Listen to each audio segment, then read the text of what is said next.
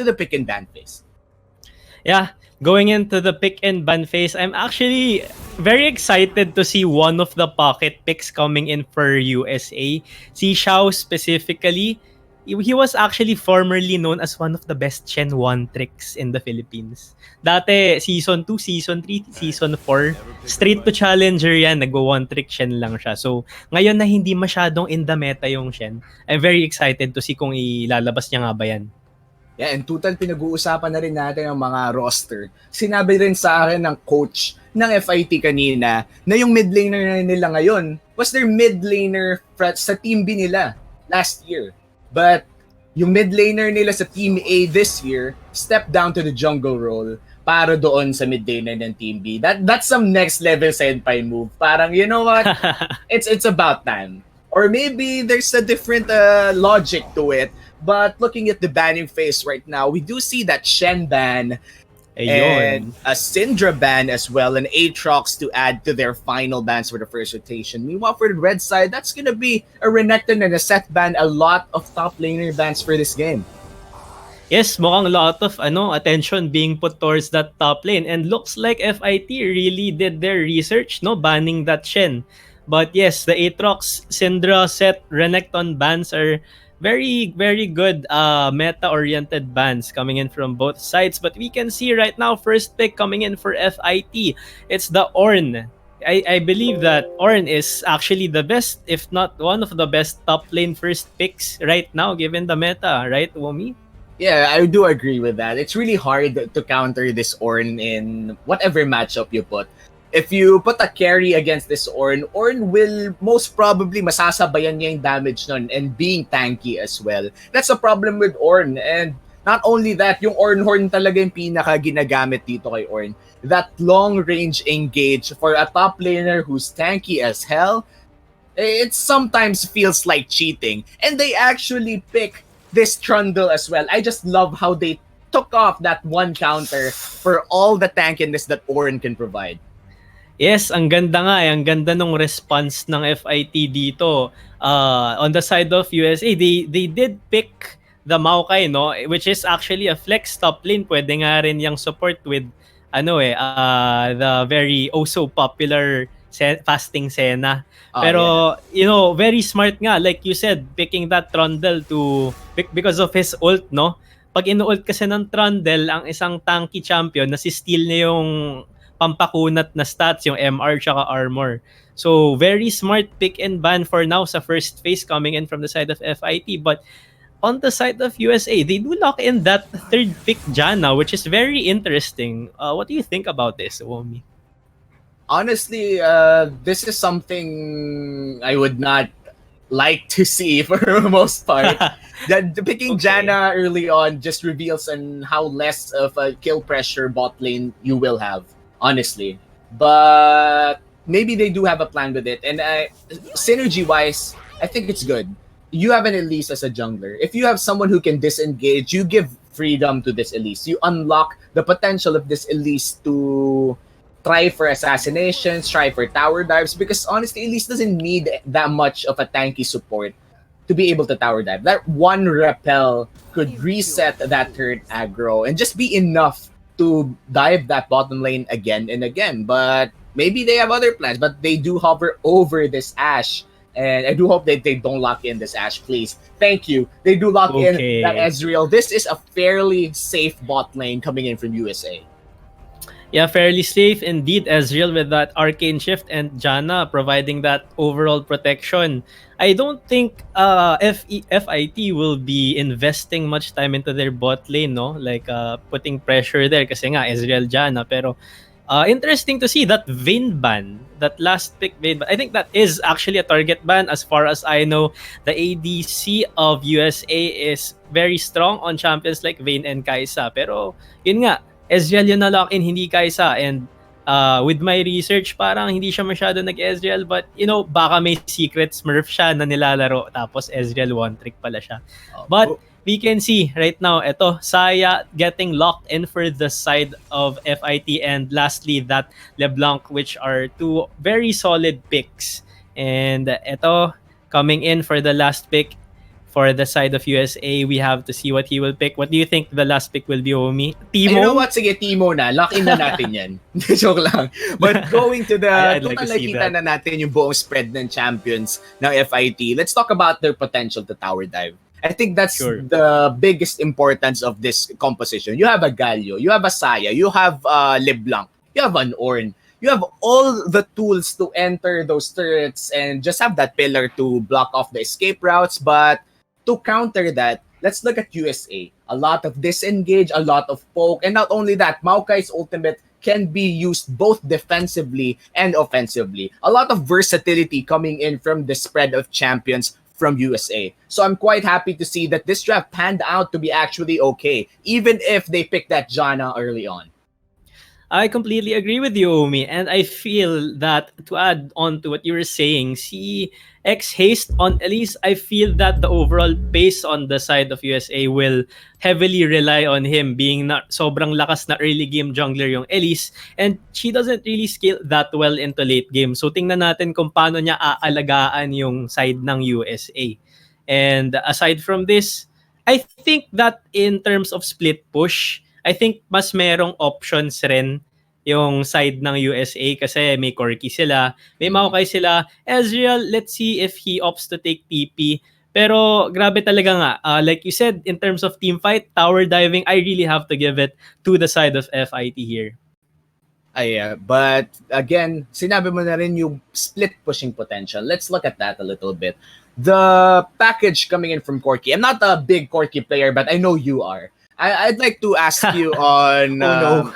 Okay, I mean, alam naman natin na nadala mo na sa international stage to si Corki eh. So, I'd like to know, how much of an impact can, let's say, mid to late game Corki can do with a Triforce completed with that package, split push-wise? Do you actually use that package to split push or just to apply pressure? For me, against like really high level teams, they would actually know to back off pag meron ng Corki package, no?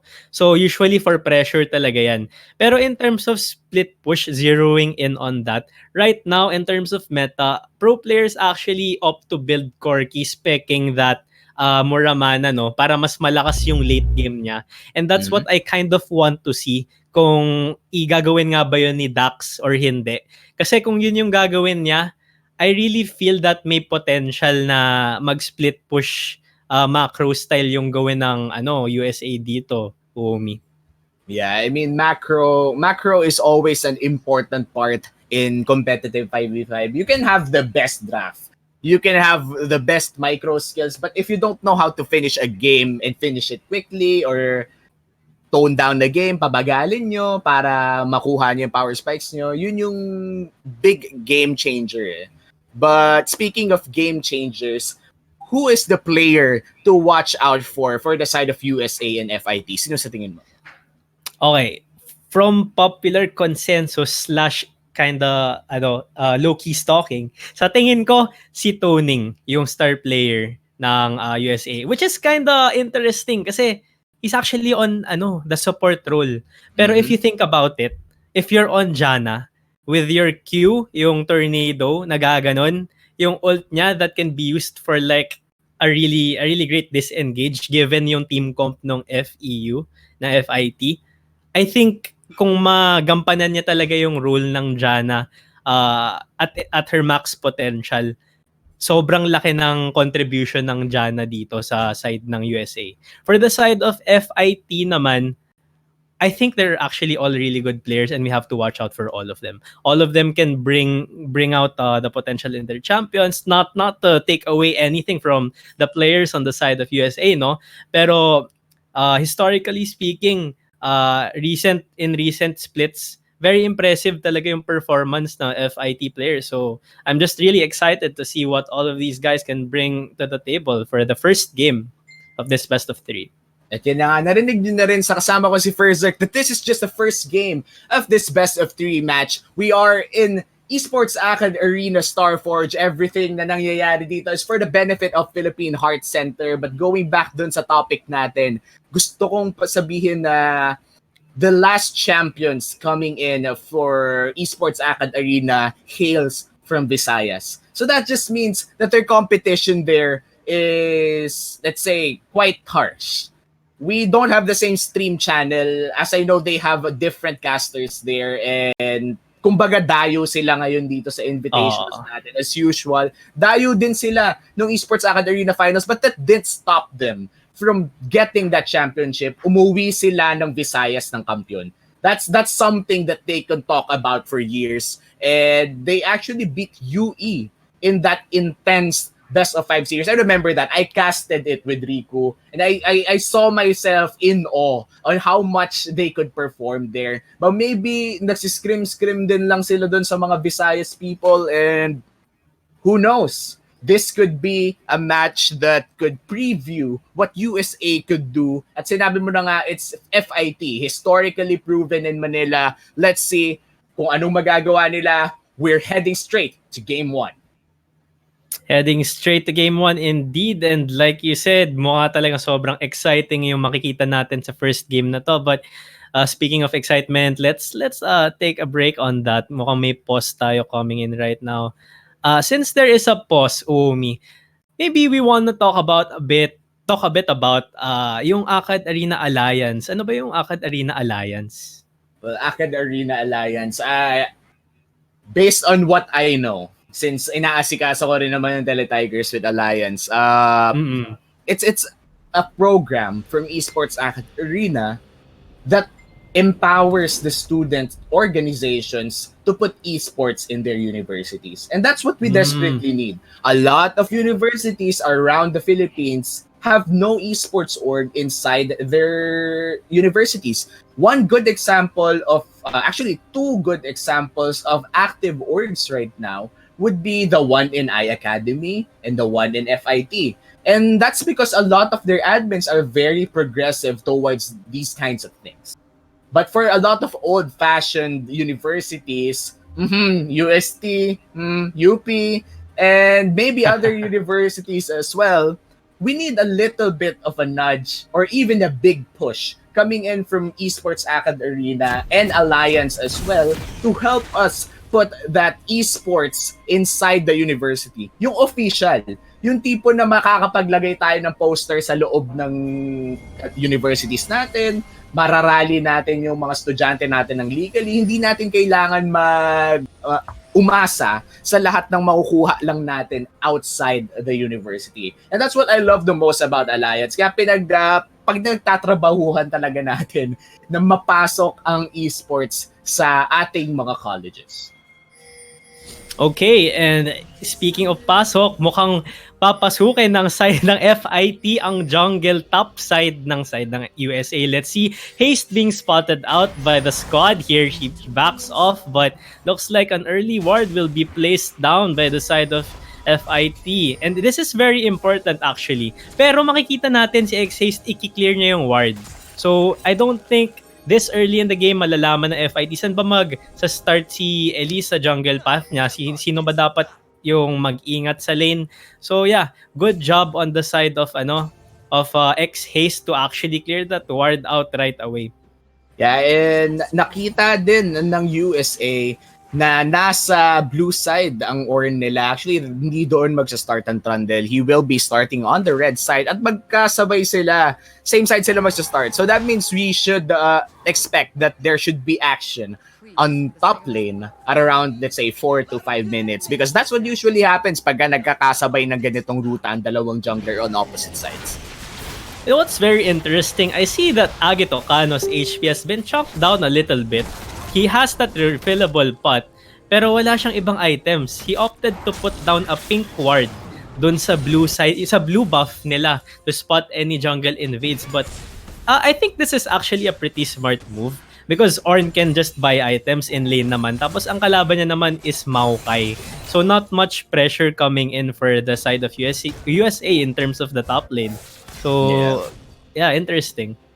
Sa top lane, chill lang naman sila doon. Saktong sampalan lang ng minions. And fights will usually take a long time. Yung literal na kailangan mo ng jungler para magkaroon ng mabilis na kill dyan. That's a Maokai. That's an Ornn. I mean, I wouldn't say that it's boring, but it's what your team needs. It's what the meta dictates. A lot of tanks in that top lane right now. And I really love again this Trundle pick because one of the ultimate tank counters. Sadly na ban yung Vayne. Vayne should be that ultimate AD carry to just delete tanks out of this game. Yeah, deleting tanks, that was a nice route coming in from yeah. But we do see that since we were talking about this game being somewhat dictated early by the pace of the junglers, mukhang nasa top mid side of the map nga tong si Trundle tsaka Elise right now, but Elise is I'll coming touch in. you there a little bit. Distortion back, flashes out to safety. Haste actually lands the cocoon, and this might be first blood. O is trying to fake it out, and he succeeds on trying to fake out Haste, and he's running away for his life. The repel is used. Dax is still running towards the riverside, but Yeb is there, and this looks to be first blood outplay coming in from the LeBlanc, but that's a 1-for-1 trade-off. But then again, first blood goes to FIT. Grabe yung mechanical skill na pinakita ni O doon sa sa LeBlanc. Kita mo yun, juke muna. After that, the LeBlanc spotted out the Maokai in the rotation coming from top. Realizing na mamamatay lang siya, he opted to just get the best out of that situation and try to get that first blood onto Dax, which he was able to do. So kudos talaga on Ow. Yeah, and this is what happens if you have a teleport as a summoner spell. You don't have any other defensive options. But then again, this is a Corki we're talking about. One of those late game champions that you really need to scale with. Having that teleport for safety is always nice to have. But speaking of summoner spells, LeBlanc burned both. This is the best time for Elise to go back in there and try to nudge that Corki to a better early game. That is true. But Elise, in the top pero lane mukhang right top now. lane pa lang gusto niya at hindi tatama ang cocoon. He actually lands that Q as well. Rappel is still available, but they won't dive Agito as he sees another day. Seeing another day. Oh no, a thought lands on Toning, but Toning is well safe with that shield. The Ignite will tick down, but no kills in that bottom lane as well. Okay, so right now, yun nga, like you said, LeBlanc flash down.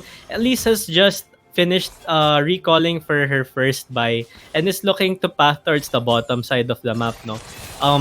What do you call this? She is spotted by that plant, no? Trundle is invading her grump right now. They are looking to be converging Oh no, here. Trundle is in trouble. Already 3/4 HP because of the empowered Grump auto attacks. And this might be dangerous, but thank you, Ezreal. You just saved his life. Oh my gosh, Ezreal, the Archangel. Mukhang nagka-misclick ba yun? Na-pop niya ba yung plant? Or Yeah, na-pop niya yung plant. Na-stunned si Trundle. I saw the auto attack. It landed on the plant. Oh no, that's a bit tragic if that's something I can say. Pero at least that is pressure being repelled on the side of USA against the side of FIT. Pero again, si Elise dapat yung nagpe-pressure dito. Yung Trundle invading the bottom side of the map of USA means na sobrang confident niya. Kahit hindi siya sobrang lakas na early game jungler, he can dish it out toe-to-toe with Elise if they do ever converge. Yeah, I mean, having that confidence is one thing, but looking at the ganks, we already saw 2 ganks coming in from this Elise, and we are yet to see any action coming in from this Trundle. Yes, he is aggressive for going inside the jungle of the enemy, but then again, first blood went to the hands of FIT due to an outplay. It's not because of his presence. Yes, that is true. But credits also, we can see that, I mean, kahit hindi nga siya out of macro, no? It just goes to show that players are really masterful of the champions that they pick. Hindi lang basta-basta pagdating sa collegiate, you can pick whatever sort of comfort pick. Sometimes, tinatansya mo rin ano ba yung kailangan na pick ng team mo, ano yung makakatulong. And in the case of FIT, that LeBlanc last pick, I think, is working out for them so far. Yeah, I would say the same. That LeBlanc pick actually sealed the deal of having at least better kill pressure for their side. But meanwhile, for the side of USA, their poke game is really strong. Now that I think of it, you have an Ezreal, you have a Janna, you have a Court. By mid-game to late game, it's gonna be hard to siege, but the taunt will land, but the Essence Chip will be enough to save his life. No snare will be landing from this Saya, and medyo kinabahan ako doon. That was a great heroic punch. Yeah, it was. But pero great arcane shift out rin yun, that buffer. Pero Dragon is looking to be taken by the side of FIT, no? Mukhang 3v3, 4v4. Oh, teleport coming in. Teleport is coming down. Oh, lands the chain and haste, but Great Repel to avoid a little bit of damage in the top lands. That's going to be one kill towards the LeBlanc. And look like Maokai will be the next. Ornhorn will be called, only to not get landed. It looks like Dax will be trying to kite his way out, but he uses the Valkyrie to escape. The Dragon will go, not yet. That's half HP on the Dragon. Angelic already landing those Qs. Toning flashes in, but the... Oh man, the Q then land. That could have been a double kill for the Janna, but looks like they will be backing off safely as Dragon looks to be the next objective. That was very interesting, no? That first 5v5 convergence, TPs being blown for both top laners and the Dragon, which was the objective of that whole team fight, has actually not been taken by the winning side of it, which was USA. Pero yun, you know, sometimes umi yung mga sitwasyon na ganyan, yung you chase people out, tapos lahat sila sobrang low, wala kayo napatay. Sometimes that kind of messes with you as a player in terms of your mental. Parang you exhaust so much resources to try to get the kills down, pero in the end, hindi mo nakuha. Gets mo ba yun? Yeah, I do get it. I mean, pinakamasakit talaga is yung konti na lang. Yun yung masakit eh. Yung konting-konti na lang makukuha mo na sana, pero wala. You burn a flash. I know it sounds like a hugot, pero hindi. It's something about that play. It's nag-flash si Toning. That Q could have landed him a double kill. That's 600 gold. 600 gold early game on a Janna. That's an instant boost on your shields. And your team desperately needs it. Especially with this LeBlanc already 2-1. Yeah, that's true. Pero yun, from that team fight, we can see na Flash has been blown for Nyaye as well as their jungler. So tingnan natin what else this Elise can do. Looks like she is posturing on the bot side of the map, no? Looking for a lane gang. Pero yung laners niya mukhang wala pa sa posisyon. Parang na-preempt niya masyado yung pagpunta sa bot. Masyado bang advanced yung pag-iisip niya? He actually uses the package to escape. But looks like they will be trying to opt for this Dragon or at least clear a little bit of vision. Vision game strong for USA as of now. Yeah, mukhang naiwan yung isang pink ward doon, and in exchange, the side of FIT gets to clear wards of their own, no? Let us see. I think that both teams are very much interested in taking that first Dragon for themselves.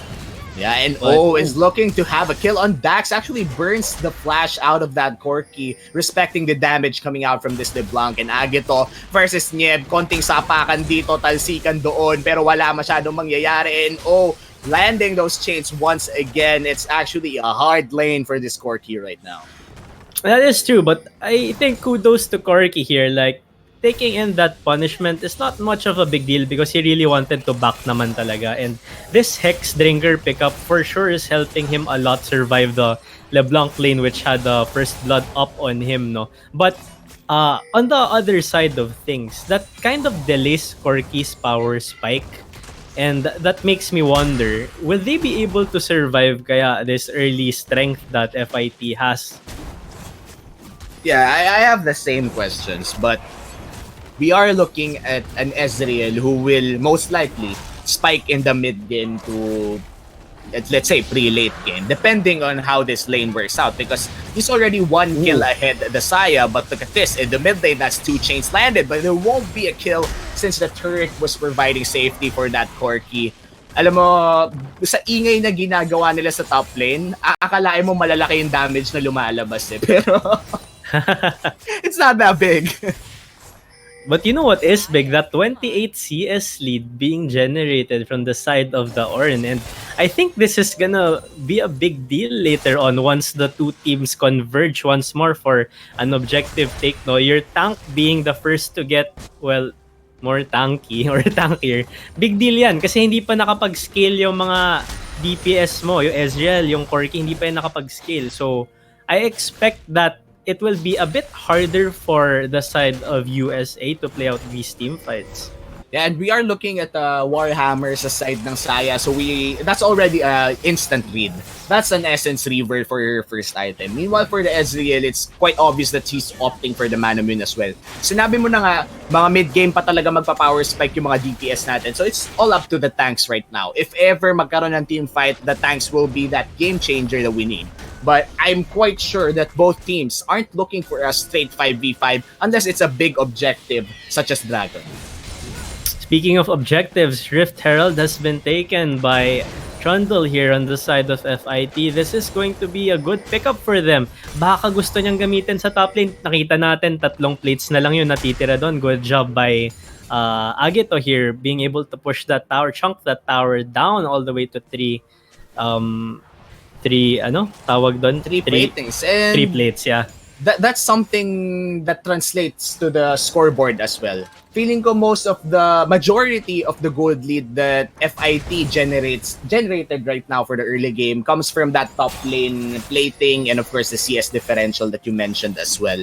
But for USA again, it's a scaling mid laner. We have to expect that it's not gonna be a lot of action for this early game for them. But mid game, late game, I'm quite excited on how USA is trying to will try to pull it off, because that's when you have to strike. If you let it pass, then maybe the opportunity won't come up again.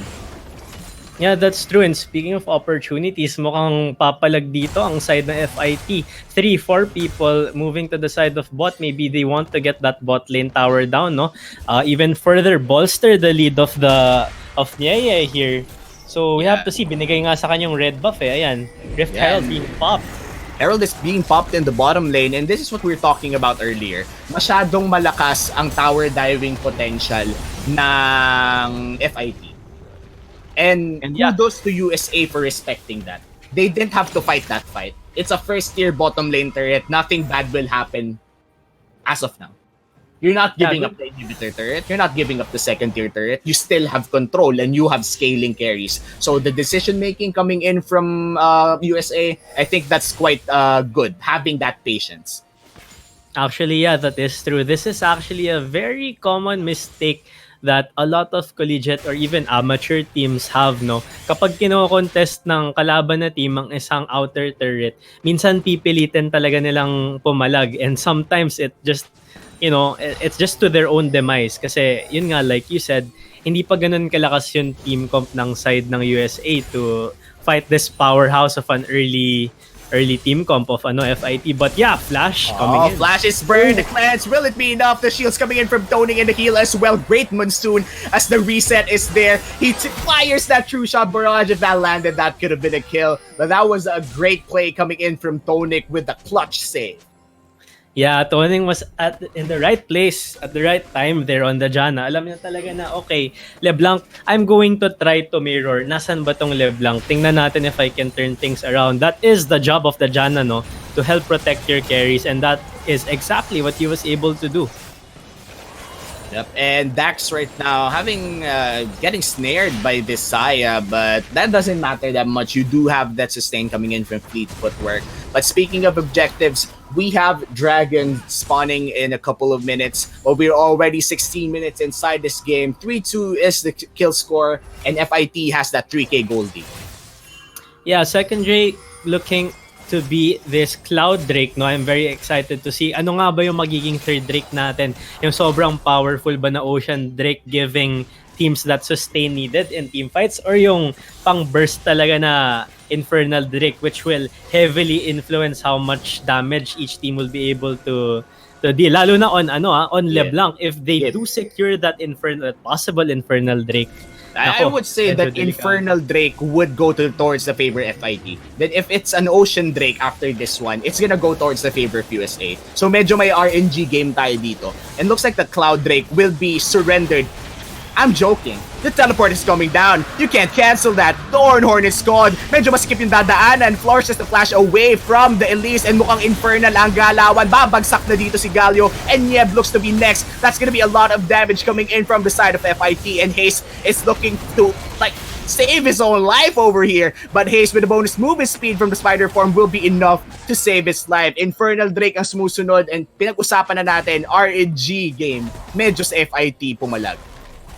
Yeah, that is true. I mean, that is a 1-for-1 in the end. The Cloud Drake being secured by the side of USA. Pero it was very interesting. I saw that on the side of FIT. Medyo late yung pag-converge ng team nila. I mean, the TP was getting channeled. Medyo malayo pa yung ibang teammates ni Agito dito. Pero in the end, it did work out for them. Hindi naman napatay ng buo yung team ng USA. Pero did you see how fast was chunked down when he was CC'd? It only goes to show na, ayan, medyo pumapasok na yung damage scaling ng side ng USA. And lalong lalakas lang yan as we go into the mid-game. Dax looks to be in trouble but the snare won't land. Medyo bitin. Yun yung 0.2 second interval ng feathers. A little bit faster, that could have been a snare. Yeah, speaking of feathers though, recently yung most recent patch, yung 10.8, the patch we are on right now, Saya was actually buffed. Yung damage reduction ng E niya, hinaf na lang. So I guess this is kind of why Nye was leaning towards taking this Saya pick kasi, I guess he's reading patch notes, no? For him to pick that over Aphelios, over MF, all of these really strong meta AD carry picks. Yeah, Aphelios is definitely one of those AD carries that we see a lot in competitive regions. A lot of utility, damage range. I mean, Aphelios has it all. Depende na lang kung anong baril niya. Meron siyang lahat, pero hindi at all times. Medyo mahirap yun pag hindi lahat at all times. Pero we can't really expect too much from a certain champion. Siyempre may game balance pa tayong pinag-uusapan dito. Meanwhile, the balance of the map seems like on the side of USA, nandito sila sa side ng Rift Herald. They are looking to take this initiative coming from them. They just took the Dragon, pero eto mukhang papalag nga yung side ng FIT dito. Yeah, and the Trundle Pillar will hit 3. Ornhorn will hit 2 as well. Rift Herald won't be taken, but that's going to be stolen away by FIT. Great smite skills coming in from this Trundle, but that's a good 2-man taunt coming in from this Galio. The disengages there. Monsoon will be called, but the shield will be popped on himself. That's going to be trying to land a kill on Toning, and Toning will be down, and the Trundle will be left alone as USA takes to do the cleanup game over here. But is assassinating left and right. That's going to be a double kill for the LeBlanc, but the Galio looks to be escaping with his life. The poke game coming in from Corky is strong. He has the Valkyrie. He will be trying to get the skill, but Art Angelic lands that Mystic shot as USA gets the team fight, but Rift Herald goes to FIT. 2 for 4 there, like you said, Rift Herald going to the side of FIT. Pero I have to say, medyo hindi ganun ka-synchronized yung side ng FIT doon. I think O was just really able to salvage the best out of that situation, getting that 2 kills, no? Pero medyo maaga yung I think medyo napaaga ng konti yung Ornhorn kasi nung na-knock up sila, parang wala masyadong follow-up. So nakapag-regroup right away yung side ng USA. And they were able to space correctly. It's just that sobrang ahead ng LeBlanc. So napipick off niya rin yung mga individual stragglers. Yeah, and if we look at it, kanina ang laki ng disparity ng score ni Corky kay LeBlanc. Now, he has more kill participation, has a better KDA, and this is what we're talking about. Having this scaling mid laner is very big for USA right now. Yeah, but at the same time, kudos to FIT. All of the outer towers right now are gone for the side of USA. 21 minutes in, but I do feel that scaling is really starting to come in for the side of USA. Like you said, completed na yung Trinity Force Hex Drinker. The Trinity Force on the side of Ez is soon to be completed as well. Mana Moon is there too. Pero ayun, mukhang right now mag-chichillax muna tayo as both teams decide what to do. But as I say that, I do see that the Dragon, the Fire, the Infernal Drake is about to come up, and parang wala masyadong preparation na nangyari dito for both sides. Pero ayun, I guess mauna ng konti si USA. Yeah, and if USA secures this actually provides the game more time. Gusto nila yun na tumagal yung laro. If they steal away these dragons away from FIT, tatagal mas laling laro. And that's what you want. And USA got what they want right now, securing the third Drake of the game. As they secure that, Drake Ezreal cast his ultimate onto the top lane. Mukhang pinabayaan lang nila yung split pushing Ornn, pero yun nga yung trade-off, no? Na hayaan yung Ornn mag-farm up even more right now with a 55 CS lead, but he is getting collapsed on. Mahuhuli ba siya? Ang nauuna sa trend ay si Toning right here. That's the Janna movement speed coming in from the W, but looks like they won't be going all out. May mga pings na tayong nakikita. The call of the Forge God is there and his lands on 2. That's gonna be a distortion, but a great monsoon coming in from this Janna. The hero's entrance will be called, but it only hits on 1. A lot of members of USA going down. 2 good taunts coming in from this Galio. A good knockup as well. Dax looks to be the next target, and the feathers will not be called. It will be called, but won't land on Dax. Dax trying to kite away, but the Ignite will take down as the shutdown goes to the Trundle. And that is what we are talking about. Yan yung synergy na nadadala ng team comp ng FIT right there. That was an example of how to really, to execute kung ano yung merong skill set yung mga champions na napili nila. Very good. 1 for 2. LeBlanc unfortunately died in that play, pero but still wala masyadong objectives na nakuha. Actually, wala at all coming from that. Pero, yun, mukhang nakapag-warm up na, kumbaga, yung FIT sa pag-execute ng kanyang team fight. Yeah, and speaking of warming up, we do see 3 crit items coming in from Saya. We know that Saya scales really well with crit items, and having that Cloak of Agility added crit chance to the already good 2 crit items that she has will only strengthen her power spike as an AD carry as of now. But looks like O wants blood. Archangelic looks to be in trouble, but the distortion will save O's life from demise. But speaking of power spike, we're also already seeing a Muramana out of this Ezreal. Yes, and that is very scary, to be honest. Muramana Ezreal, magugulat ka na lang. Sobrang laki yung damage spike na makikita mo sa Qs niya at sa autos niya. Pero at the same time, I do see this Banshee's Veil getting picked up by O on the side of FIT. She did have that early lead, pero she recognized that she is exposed to that possibility na kapag mag-distortion in siya, masastun siya or maruroot siya. So, erring on the side of safety right now is the mid laner of FIT. Pero I think with Toning had to burn that monsoon and heal, but it won't be enough as the sigil will take his life away.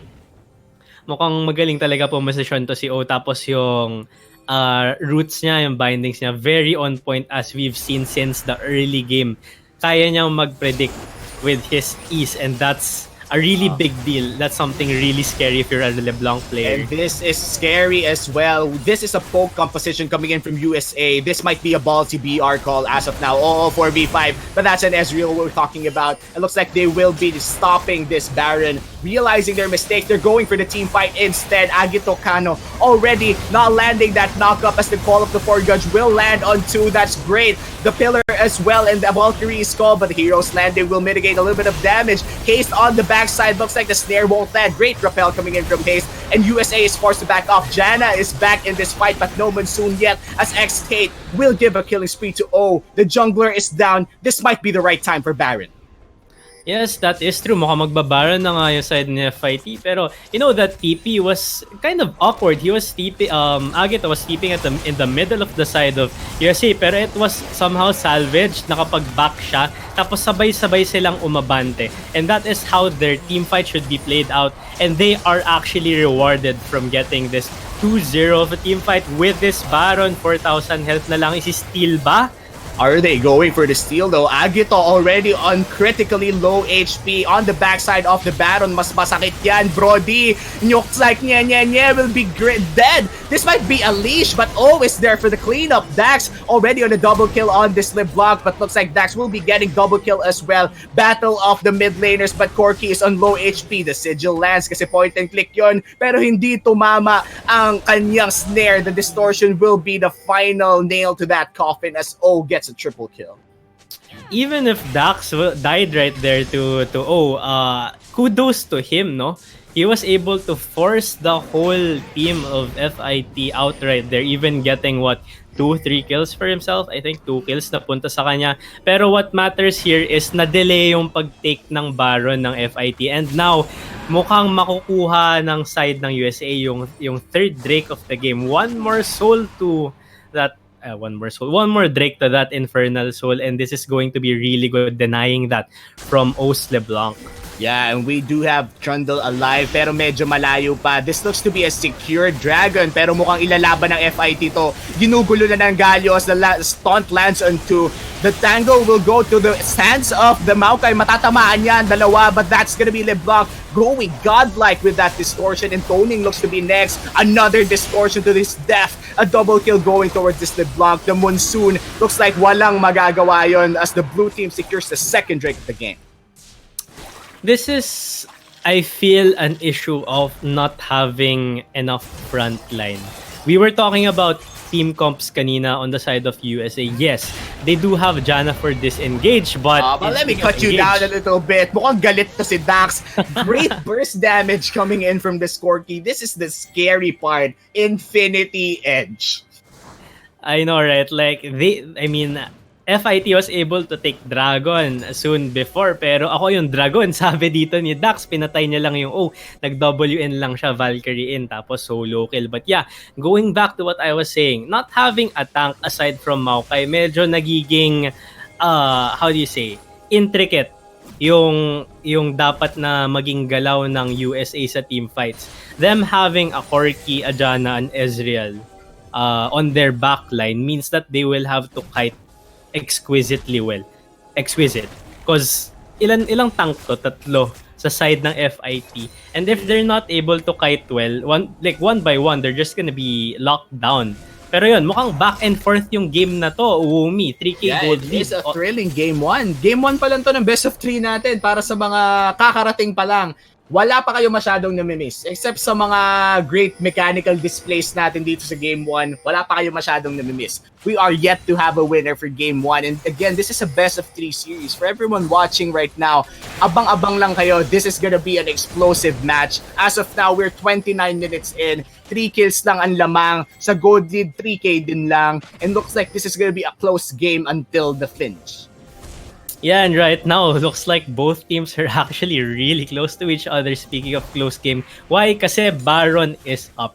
And whoever is able to secure that Baron will most likely have the momentum to secure even more objectives. Madami pang towers up. This chain lands from but it's just a Maokai. Sinyab lang yan, chill lang siya. And mukhang magbaback muna yung side ng FIT. Reset. Let's see what sort of lane assignments they're going to have given their team comp. And on the side of USA now, their TPs are about to come off cooldown. Magwa 1-3-1 kaya sila dito. Yung Corki nakapag-scale na, yung Maokai medyo makunat na also compared to the Ornn. So we were talking about that kanina, Umi, yung pag-split push. Do you think the side of USA can actually employ this sort of technique to win the game? I would say that USA, that's one of their biggest choices as of now. They can still fight a 5v5 team fight for sure. You have a Corki, he can instantly shred any of the carries coming in from the side of FIT. But FIT clearly has the stronger team fighting. FIT clearly has the better anti-tanks. And if you're Maokai, your only frontline, by the way, your only frontline gets subjugated, what can you do? You will probably last 10 seconds max. Yeah, that is true. And actually, I'm kind of waiting to see that anti-healing to be spec'd by Nyenye here. Kasi kung may anti-healing sila, medyo magiging useless na tong Maokai. But as I say this... Oh no, trying to enter that fight, immediately bursts out X-Hate, no more Smite Steal, wala nang Elise, pero mukhang hindi nila pagbibigyan as the teleport will be forced out of Dax. And that was it. That was a great play coming in from LeBlanc and secured the Baron as well. 13-4 right now is Ano yung gold niya? I wanna see 13,000.5k. That's a lot of gold. Empowered Rabadons as well. Sponsored by Ornn. Sponsored by Ornn. Yeah, that is true. And I think that TP coming in from Dax was a little bit too late. X-Haste dying prematurely before the Baron was taken medyo signal na dapat yan, okay, hindi na ako magti-TP. Let's just try to split push. And speaking of split push, I think that was their initial idea, sending Corki to the bot lane naman, trying to get that tower down. Pero unfortunately, FIT was able to utilize that LeBlanc pick really well, as demonstrated since the early game. And mukhang USA will need to think twice about letting that LeBlanc through onto the second game. Yeah, and LeBlanc as of now looks to be the prime carry coming in from the side of FIT, and this is quite unexpected because at this timestamp, 32, we're already 32 minutes inside this game. This is already a long game in terms of competitive. Dapat Corki na yung nagsashine dito eh. When we already saw the LeBlanc having a halt in kills for mid game, he was stuck at 4-2 and 2 for quite some time, but to turn out 13 and 4 after a few minutes of being stuck, that just flipped a switch on O. Feeling ko bigla siya nag-game face on dun eh. Oh, parang a gate was open for him. Medyo Kurokono Basque, reference. Pero anyway, not everyone here are weebs. Pero, ayun, I have to give credit talaga to him kasi it only means na marunong talaga siya pumosisyon. Marunong siya kumuha ng picks. But, on the other side of things, Archangelic, isa pa lang yung death niya. It seems that he really knows how to play team fights well. Even though they are losing team fights right now, he's not dying. So if he can scale into that beast of an Ezreal that he will become later on in the game, we will have to see who will turn out to be the stronger carry. Yeah, true. I would say that Ezreal in the late game really is one of those carries that are really scary to deal with. That Mystic Shot will chunk you down in less than a second. Pagkatama sa'yo, mararamdaman mo yung Muramana, but that's a lot of spicy damage coming in from this LeBlanc. Para siyang Spider Hunter dito. Literal na Baygon siya eh. Baygon nga kung Baygon. And they are rewarded. Just X-Haste being chunked down like that. Wala na yung mid-tier 3 nila. And they're looking to get this mid inhibitor too. And they are going to do so. And I feel that they are going to rotate to the top lane too. We can see this happening now. Nyen is getting caught. That's great. That's almost a great stare coming in from this Maokai, but this potentially looks to be a great engage as well. Hero's entrance is there, but lands only on the Maokai. The Ornhorn with Skull as he hits on 3. That's a lot of damage pouring down from USA as FIT has to run away. Yes, medyo mukhang nag-alangan ng konti yung side ng FIT doon. Pulling out that Galio ult tower, inside tower range. No? It's not really a team fight that they want to be taking. Pero they do recognize this. They do eventually back off. And this gives a little bit of breathing room for the side of USA. Okay, so what do we do right now? They have 3 Drakes on us. We have 2. We need to fight for this Infernal. If it goes on O, he's been godlike this whole game. Who knows what he can do pag naka-Dragon Soul to? Infernal Dragon Soul. Yeah, I mean, kahit hindi mo na ma-proc yung Electrocute eh. Mabato mo lang yung Sigil Distortion mo, that should be a dead Elise. And we do see that Zhonya's Hourglass coming in from Elise, and looks like he will be opting for the Banshee's Veil as well, judging sa mga components na meron siya as of now. But I do hope that's enough protection. You have the rappel, and historically proven naman na in this game alone that his rappels have been good. But it's not as fast as a LeBlanc going at you at 100% speed. You need to press 2 buttons as a response. Ito yun as a response on this LeBlanc. The LeBlanc already knows what to do. Planado na sa utak niya mag-WR sa mukha mo ng may Sigil of Malice. But for you, the first second that you see that LeBlanc mid-flight, you gotta go Spider Form, press rappel. That's how fast it should be. Again, defensive reaction to an offense that fast will always be a split second delayed. Yes, and that is really true, Umi. And add that to the fact na LeBlanc is a pick champion and presumably, siya yung may positional advantage. Siya yung may ambush advantage. And you really won't see that coming. Biglaan lang yan. But speaking of biglaan, over the course of the game, on the other hand, looks like Nieb was having a bit of a hard time scaling up to be a really strong tank for the side of USA, no? Siya nga lang yung solo na tank pero medyo behind siya in terms of meatiness. And I feel like this is going to pose a bit of a problem for the side of USA. Exactly, and we have that subjugate as well. If your frontline can last more than 5 seconds in a fight, that's a big problem for you. And I don't see any... I don't want to meddle in the item builds, but you are your team's only tank. Sana nag-gargoyle ka man lang because you will most probably enter that fight 4v1 at first. You're the main engage. Wala akong ibang nakikitang engage bukod sa Cocoon. The only thing that you have protecting yourself there is a Hex Drinker, and he's forced to back away. The Cocoon lands and looks like O's clone will die. And the Baron will be started by FIT immediately, already on low HP, and this looks to be a Baron secured by FIT as Saya pulls down the feathers. Nandito na, nagte-teleport na si Corky. Will there be a fight or will the Infernal Drake be surrendered to USA? Yeah, that is true, Umi. And a TP is looking to come in here from Agitofog. He's trying to delay as much as possible. Great knock-up, pero makakapag-essence shift si Archangelic, pero makukuha nga ng USA and Dragon, and that denies them the soul. Babagsak na ang Redemption, and Redemption won't be enough to save Nieb's life. The Featherstorm is called, and Dax looks to be the next target. The shutdown goes to the Trundle, but look at this, Agitocano already on low HP. O is there, and looks like LeBlanc will go for the clean-up play. Archangelic has essence shift available, but the cleanse, the flash, it's not gonna be enough as O gets a kill on the AD carry. They have Baron buff. This might be dangerous for USA. Mukhang game na ba to, Omi? Do you think? I think this is game for the side of FIT. 5-man squad roaming down to mid lane, walking down, strutting down. Si Toning, anong gagawin nito as Janna? And Toning, the only thing that he can do is to hope and delay this game by pressing shield, pero hindi mo na ma-shield ang Nexus as O distorts to his face, gets another kill as FIT gets the first game of our best of 3 in this Invitationals. Okay, that game, I was really impressed, honestly. It was such a intense back and forth, early game, mid game. Tapos, we got to see the proficiency of both teams in terms of executing their team comps properly.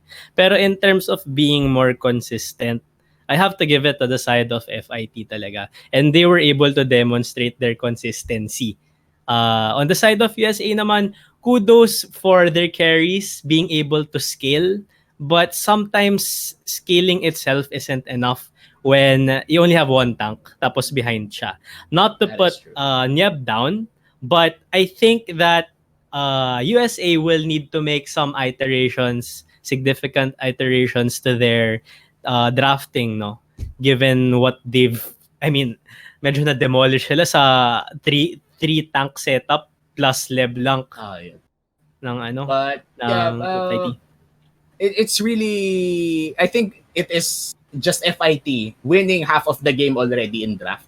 When you have one legit, only one front line, and you're going against a Trundle, just don't go for team fights. You will not last. But they did play their lanes well. That's what I will give to USA. They played their lanes well. USA played their power spikes well, but team fighting, they just got outdrafted. I hope they draft better next game dahil best of 3 pa naman to. Pwede pang ma-1-1 ang series. If FIT ka, make sure to spam that support on the chat. Meanwhile, if USA, it's time to bounce back. But of course, let's call for a quick break muna. Kailangan ng players ng mga pahinga. We're gonna be right back after a quick break. Again, we are casters for this first game of this best of 3. My name is Uomi, and together with me is Ferzerk, and we will be right back.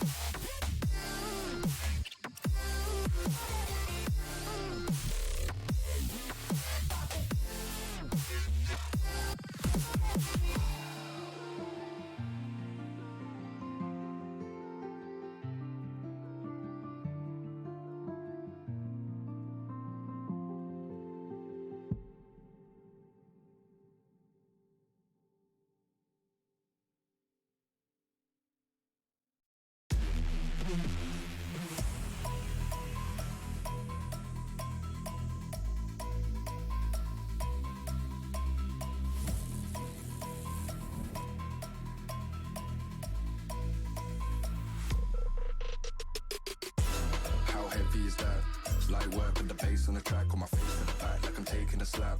I need a drink, but it's straight from the tap. And I'm hating the slack, couple man stand around like they hate in the gaff. Please stop talking that trash, cause the vibes and the fun all the way to the back.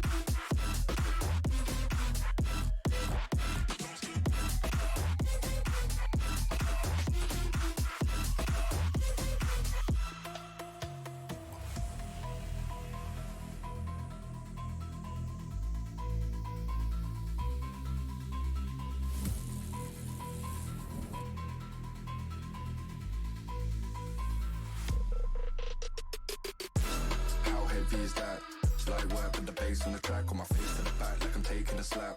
I need a drink, but it's straight from the tap. And I'm hating the slack, couple man stand around like they hate in the gaff. Please stop talking that trash, cause the vibes and the fun all the way to the back.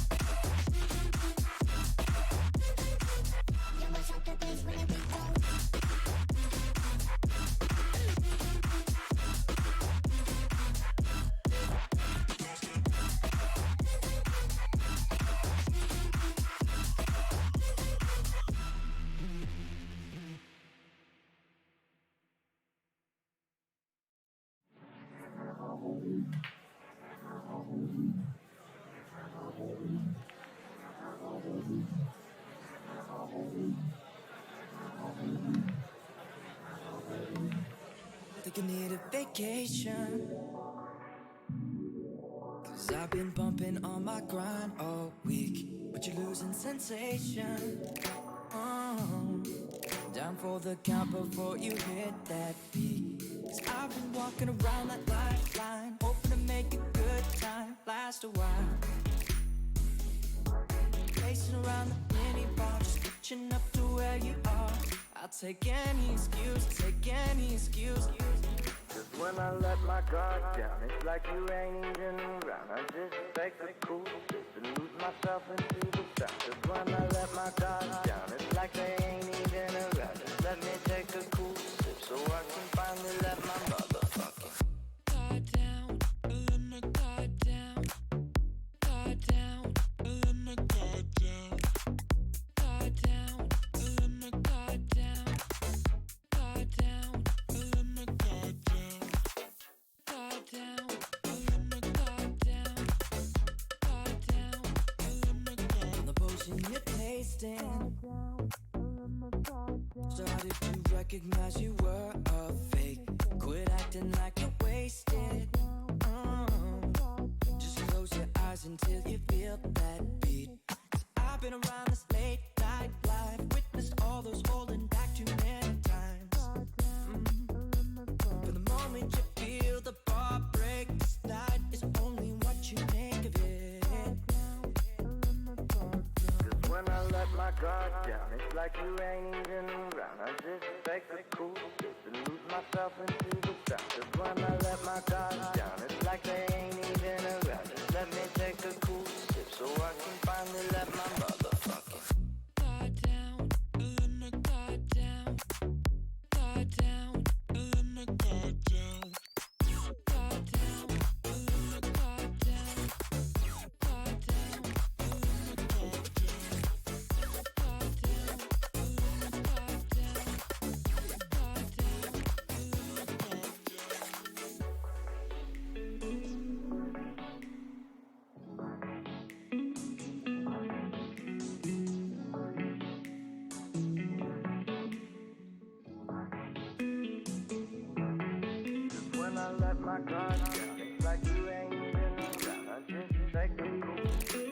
myself into the sun. Just when I let my guard down, it's like they ain't even around. Just let me take a cool sip so I can finally let my motherfucking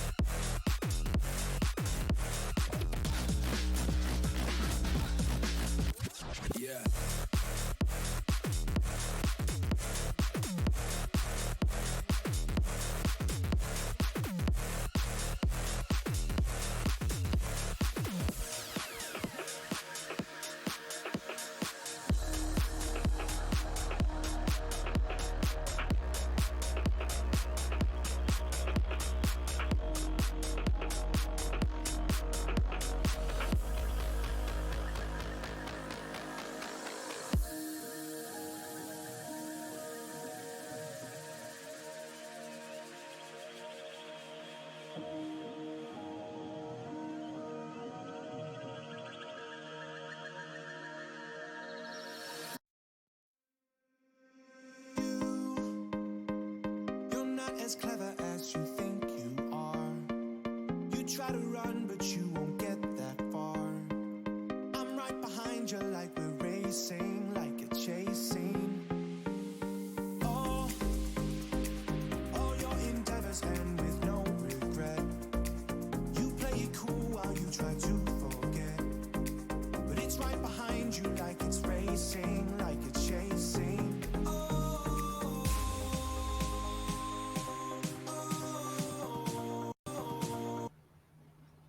And welcome back to Esports AcadArena Starforge Day 2 Alliance Invitationals. Nandito na tayo sa Game 2 of this best of 3 series between USA Golden Eagles versus FIT iTamaraws. Again, we are your casters for today. My name is Uoming. Together with me is a Ferzerk. And anong nangyari sa Game 1 at anong i-expect natin sa Game 2? Game 1 was an intense back and forth. I don't know how else to put it. The side of FIT was able to draft really well, fielding 3 tanks with mixed in with that LeBlanc for that burst and Saya for that consistent DPS. Pero on the side of USA naman, they opted to draft more of poke, more of split pushy. It did work out for them. They were able to scale into the mid to late game.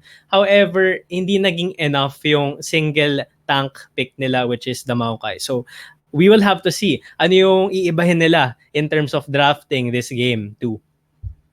Yeah, I would say that they really got outdrafted in game one. Because having that one tank and may Trundle sa kalaban, yun yung naging defining point in every team fight. I would say that the first rotation of picks in game one won FIT the game. Bukod na lang sa mechanics ni O. Because as we all know, even if Dax played a great core key in game one, O was making plays left to right. But going to the pick and ban phase right now, their first ban would be a Vigar. Yes, and we did see this Vigor ban last game, pero sa second phase na nila binan. So, them banning this right away, is this kind of a cue na they want to take LeBlanc right away? I'm not really sure. Pero look at the other bans. Meron tayo Shen ban, which is not surprising because Nieb is known to be a really, really strong Shen user. And set normal ban. Let's see what the fourth ban will be from the side of USA. Well, I feel like this they Okay, actually ayun. respect the LeBlanc because yun na iniisip ko eh. I wanted to say that this Vigar pick could have been a great counter to the LeBlanc. But looks like they wanted to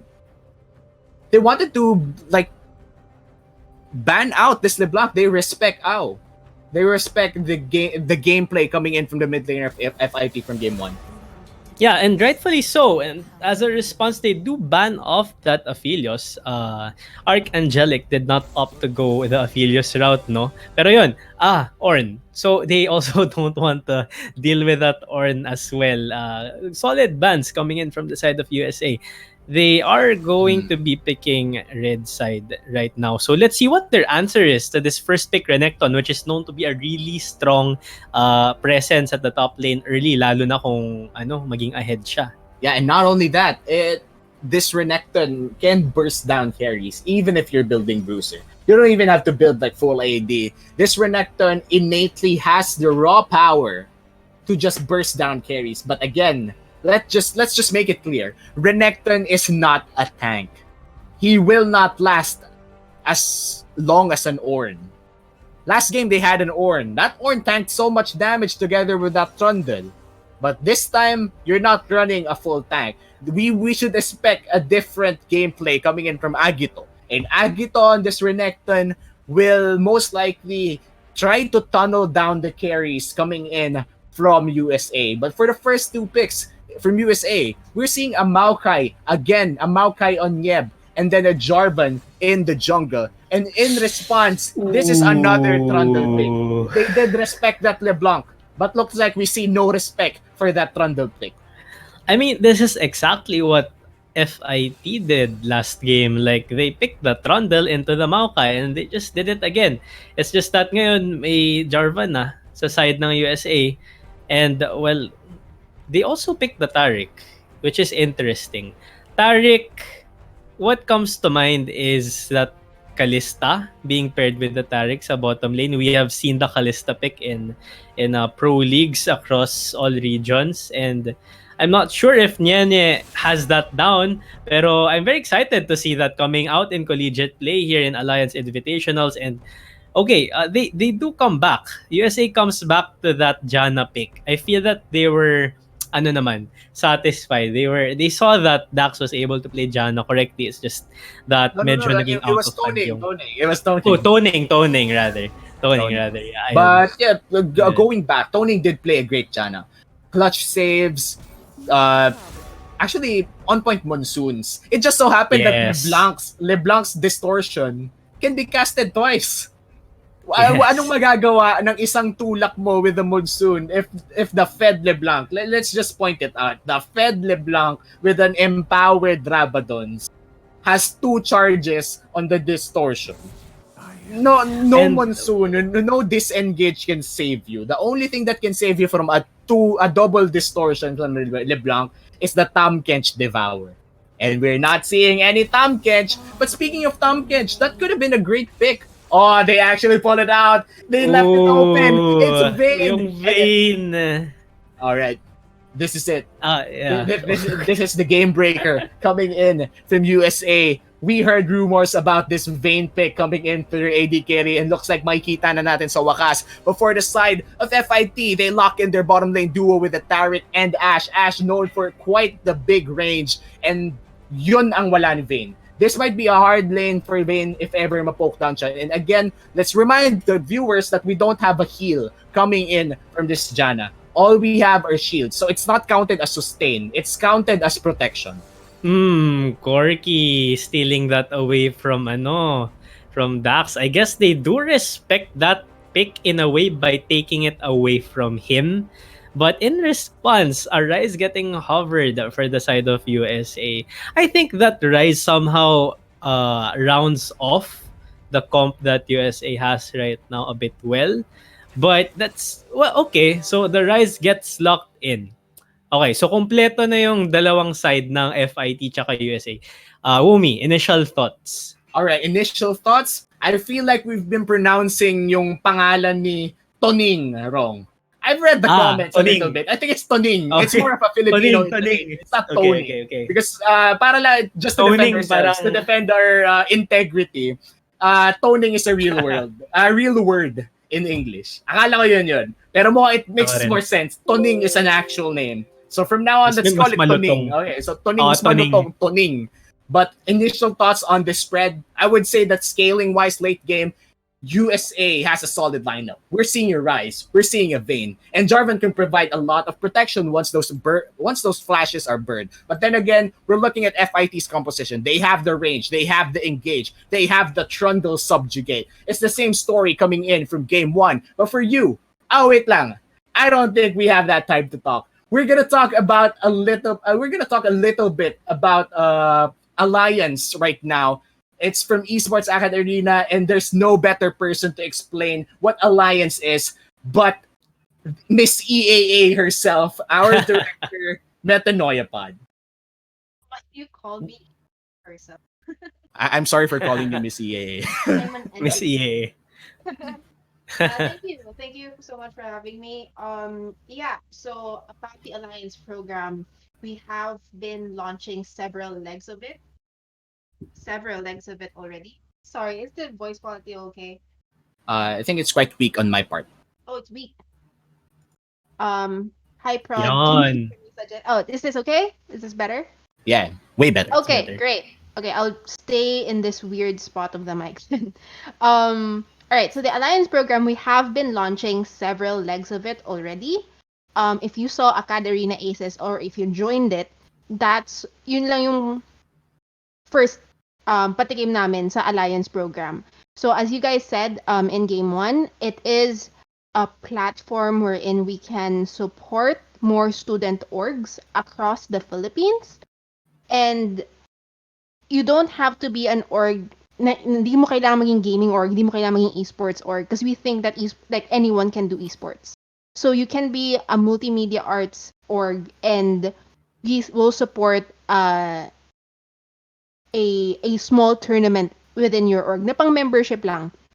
Kasi hindi naman din lahat ng ginagawa ng mga orgs ay puro the same thing na ginagawa nila sa course nila. So gaming is a great way to engage that audience. So that's the tournament support that we have will help pad that.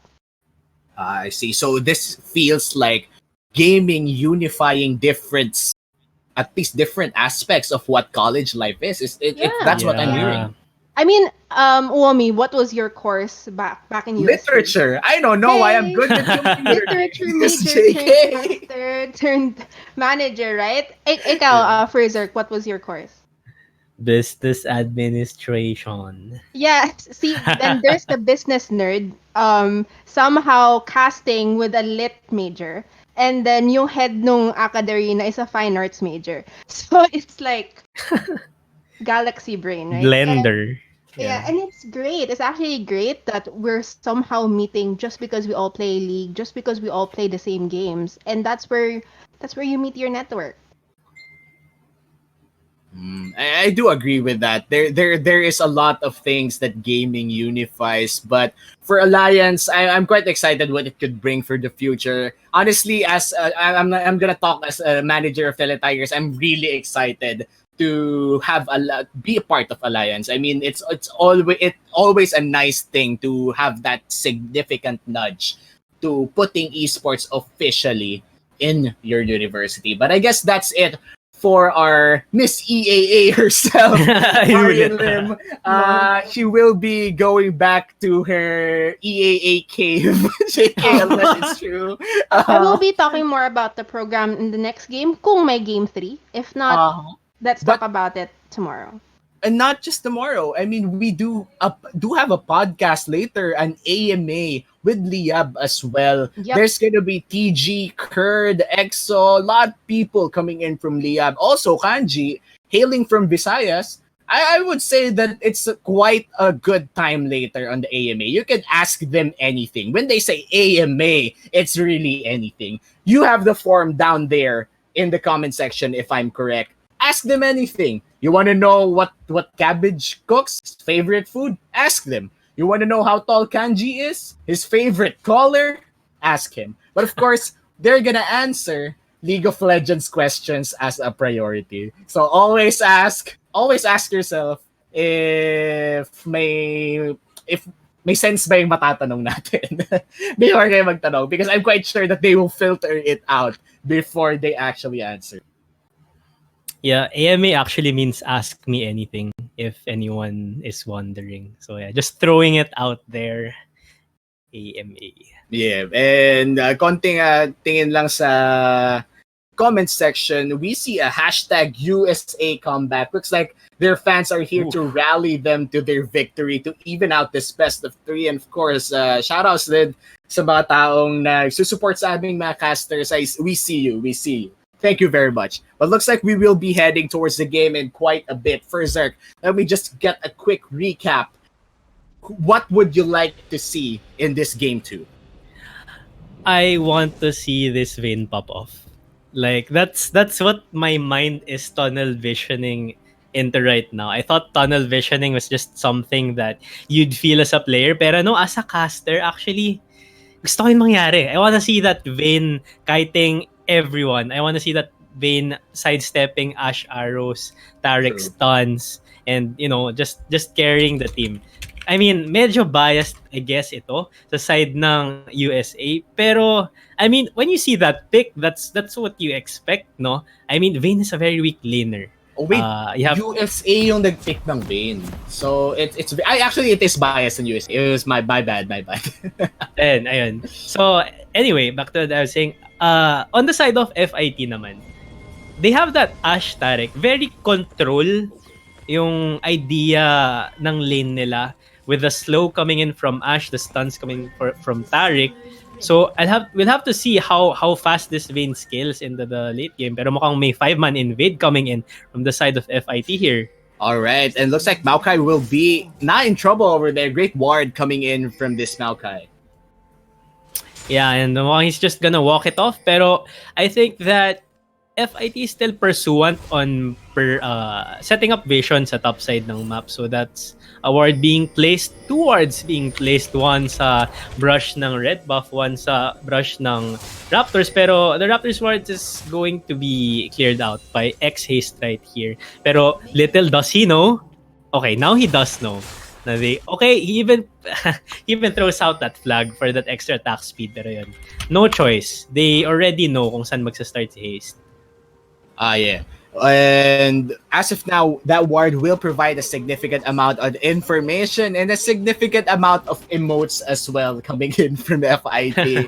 But it is a fun game as of now until stuff gets down later. This is the Vayne that we're talking about, and mukhang poprotektahan naman nito to si Archangel.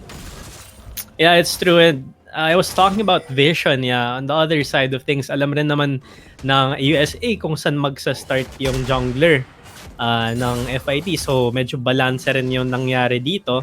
I guess this information kind of favors, in a way, the side of USA kasi they really wanna be able to track that Trundle para hindi ma-behind tong Vayne. Pero this seems to be a mirror of what happened of the pathing of the junglers nung first game. Both junglers from bot side moving up to top side of the Yeah, map. and Agito losing that trade. Actually, no, it's an even trade, surprisingly, even if it's one level ahead. But again, we're seeing a lot of aggression coming in from Agito. This is a Renekton we're talking about. That slice to cull to dice combo is always an oppressive combo against any melee matchup. And looking at the minion wave right now, it's pushed towards Maokai, and we're already seeing a one wave lead. Yeah, and to add to that, see Renekton right now, usually people get Black Cleaver on him, yeah, tapos they spec into that Ravenous, ano yun? Yung Hydra. Pero sometimes we can see na Renekton's as well as Sets, Irelias, they opt to spec into that Bork to deal with tanky picks like Maokai instead. So I'm also interested to see what sort of pick Agito decides to spec here sa top lane. Yeah, and Agito, I think he will be rushing that Black Cleaver. It's a given at this point. I hope he does it. Because I don't see Death's Dance as being a good option on this matchup as of now. You are looking at a Maokai, and last game was not quite a showing coming in from Nieb. And looks like this will be a dangerous time for Nieb as well. Again, I just said, Maokai on first game was... It's not terrible, but it was below average. He got out-farmed and outscaled. And of course, being the only frontline, you would expect that his KDA would drop.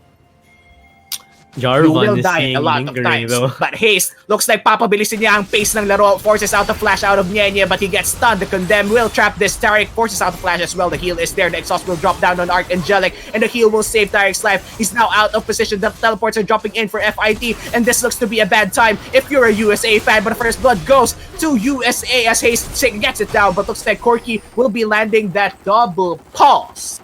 What is happening?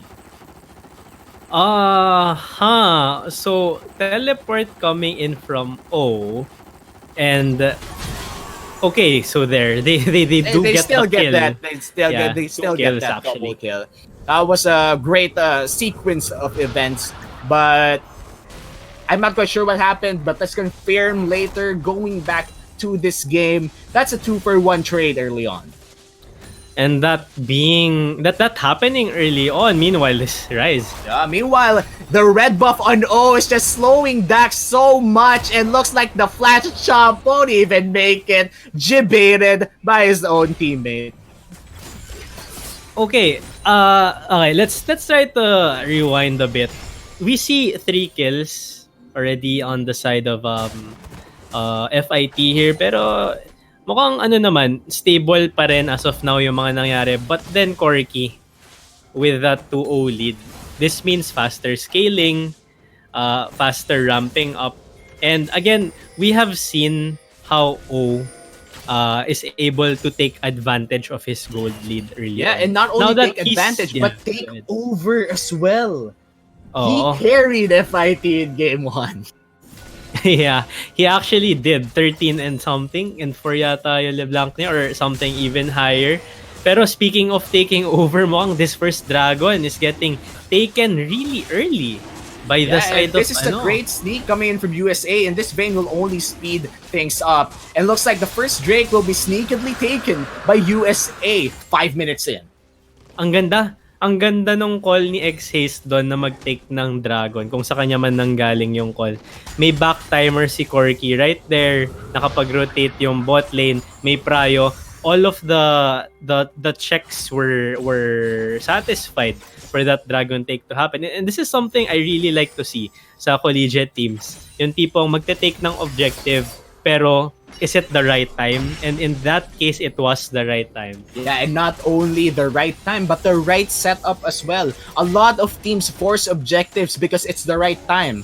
but they never have the correct setup to do so. Kaya madalas nagkakaroon ng bakbakan kahit hindi kailangan. That could have been all avoided. And that was a great, sinabi mo na, magandang call yun. And it satisfied all of the checkboxes na meron to make sure that it was a safe Dragon Call. Kudos to the jungler of USA for that one. But still, this is FIT's game as of now. 201 on the score key already on the Sheen. I don't see I don't see Dax trading against the score key anytime soon.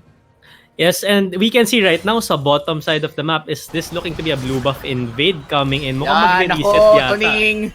He's forced to flash out. He had no choice. That was a well-placed pillar, and the stun was about to come down. Alright, here's the thing. Like, FIT, good job to them for knowing, recognizing, and actually executing, acting on the fact that Vayne is very, very weak early. And because they had lane priority sa bot, even though they unfortunately gave away the first dragon, they were able to force out that Janna, even with them invading.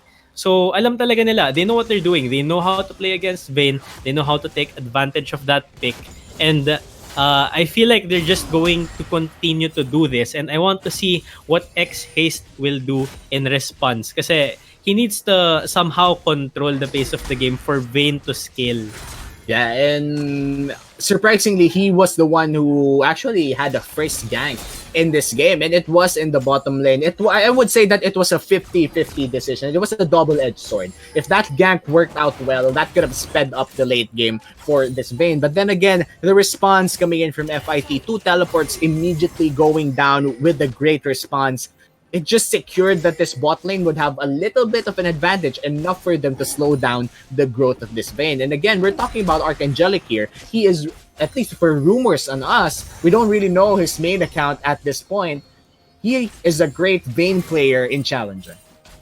Yeah, that's true. And they have to give kudos as well to Agito for the top lane. No? The only reason why he was able to pull off such an early TP sa bot lane because he had such a big lane priority against the Maokai right now, 20 CS lead. But as I say this, the Rift Herald is actually taken by by FIT. And eto, mukhang gagamitin nila sa top lane to even bolster that lead that Agito has over Nieb. Yeah, and Nieb right now already down 25 CS, and looks like they're sending not only 1, but 3 people in the top lane. Forces the flash out of Nieb as the Corki will shred down his armor. The roots will entangle a little bit, but the flashes are burned, and the killing spree is taken as O gets his 3rd kill of the game. This is proactivity at its finest right here on the side of FIT. 3 people, mid, jungle, top. The mid to top side of the map, what do? They converge. They see that an advantage has slowly built up on the side of Agito. They pounce on that. They see that they can dive this Maokai who has nothing but what is this component? Yung pang Cinder Hulk. It's a Bomby Cinder. Bomby Cinder, yeah. Bomby Cinder. You are for calling it out. It is his only HP item as of now. And again, we're dealing with the Trundle. Subjugate is a thing. And I feel like, yes, I do agree with you that Subjugate is a thing, but even more to that point, wala pang tankiness yung Maokai eh. And it's really great that FIT was able to spot that. Now they have the first tower lead over them. They have the Rift Herald being the reason to that. Pero yun, for 3K gold lead, 10 minutes in. X Haste. I want to see more. Yeah, I want to see a little bit of proactiveness as well, or at least protect the turret, protect the objectives. Because if as Vayne, ikaw na rin nagsabi kanina, you're not that strong early on, and you are yet to secure any item. Nakikita natin, it's just a long sword and a dagger. There's not much you can do as of now. But if you can slow down the game, you have a Janna, you have a Jarvan, you have a Ryze. The clear speed on Ryze is insane. You can hold down that mid lane, hold down that bot lane, make sure that the game stays long. The longer the game, the more powerful this AD carry of USA will become. So as long as nothing happens for the turrets, I hope they protect the objectives. The next Rift Herald will be of priority for USA if they want to lengthen this game. Yeah, that is true. And right now, we see the second dragon being taken by the side of FIT as a response to all of the pressure that they've been putting all across the map, no? Tingnan nyo yung Renekton, si Agiton nandito sa mid. Mukhang ipipincer yata si Yeah, Dax. oh no, Dax slowed by the Blade of the Ruined King. Easy kill, easy take up. That's gonna be FIT's 5th kill as the Infernal Drake raises all over the map. Medyo mababawasan tayo ng mga walls. Para akong nagsabi ng mga words. Pero yun, like you said, oh my gosh, 5-1. 5k gold lead now pa lang. You were talking about champion select sa pick and ban pa lang. Archangelic needs to scale. Mukhang the pace is really getting accelerated here by FIT. As me and my boys in UPD call it, this is the pressure cooker sort of games play style na wala talagang awat. Okay, after taking the top lane, next, ano gagawin? Okay, nakapita sa Rise. Next, ano gagawin? Ano yung next objective?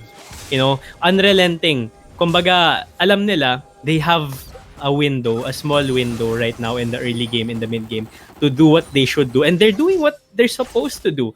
So, I really have to give credit to their team. Yeah, and as of now, that one Drake that they sneaked up early, that actually relieved at least 6 minutes of soul pressure. It doesn't matter if FIT secures the next 2 Drakes.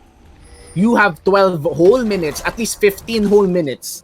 Counting na yung last 1 minute before that dragon is already pressure time. You have 15 whole minutes to... Actually, no, 17. Nag-quick maths ako doon. 17 whole minutes to scale up this Vayne. You're already seeing a Cutlass on the Vayne and 1 dagger. That's 3/4 of a Blade of the Ruined King. The moment you get more attack speed on this Vayne, it's Vayne time. It's time to pop off. It's time to win a team fight. But here's the catch. If ever makuha na ni Vayne yung if ever makuha na niya yung added attack speed and then they lose a team fight, that's gonna put a big dent on USA. And that's gonna be an arrow landing, forces the clans out of Archangelic, and that's gonna be exhaust as well. The package will be called as the Monsoon will try to disengage. Great heals coming in from Tuning, but the burst damage is too real as Tuning is forced to flash away as Nye gets a kill on Tuning. This is gonna be Maokai trying to defend this tower all alone, pero mukhang Dax nandito na ang tropa mo. He will get a kill on RNG. 0 and O is on the backside as well. Jarvan inside the fight as well. Wala pang cataclysm na makukuha, but he gets a kill on ASDFG and ABC. Ewan ko na kung paano banggitin ang pangalan mo. And Niev will enter that fight. A double kill will go to the Corki. Flashes out and looks like that flash is gonna be responded with another flash. That's a triple kill for the Corki as FIT takes over. So in game 1, demonstrated how to use LeBlanc. In game 2, he demonstrates how to use Corki. Dax, ganito mag-Corki. You were able to scale really well into the late game in game 1, but I was able to get 2 early kills, and this is what I can do on this scaling champion. Ang ganda nung package niya. Did you see how he was able to knock back that Vayne? It was indeed beautiful. And as a response, I would say that Tuning landed a great monsoon as well. Yes, he landed a great monsoon. But that doesn't exclude you from the fact that the Taric ult was already called and turrets are basically useless. Your turrets are gone. It's like Ohm Wrecker, but everyone else can't be hurt.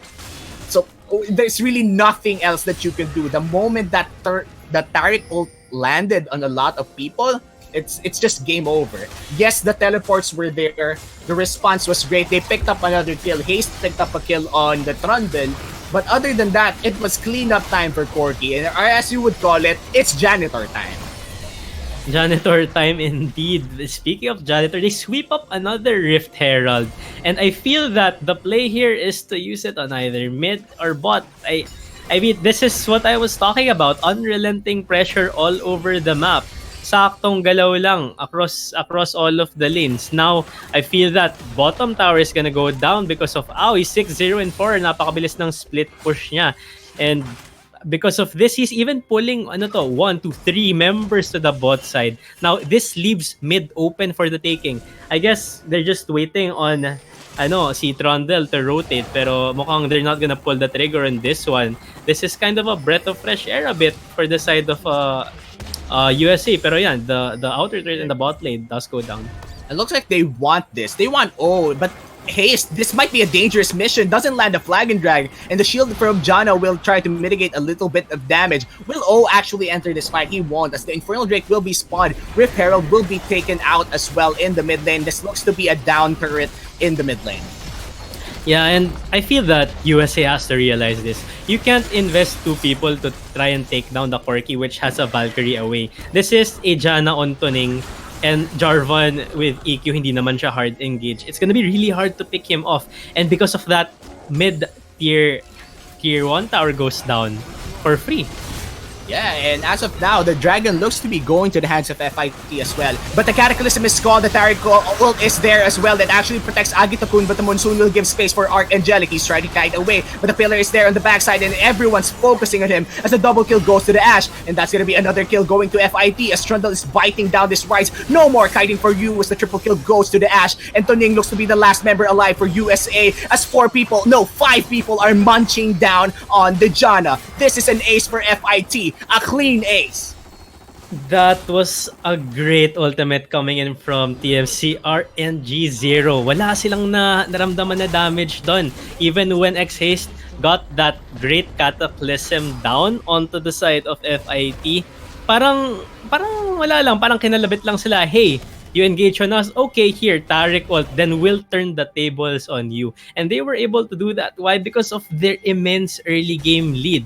Right now, it's a 10k gold lead for the side of FIT. And looks like sobrang na-accelerate talaga dito yung pace ng game. I don't know what USA can do at this point to actually turtle and survive. Yeah, and speaking of Taric ults, that Taric ult actually gave a lot of space for Agito. Nakita mo ba yung service na ginawa ni Taric? Yeah. So, the moment na natawag tong package, nawala na yung HP ni Dax. Wala akong oras para i-play by play yon. That was a really fast burst coming in for this Corki. Nakita ko na pagka-package niya, that was immediately it. That was a great position for the Corki.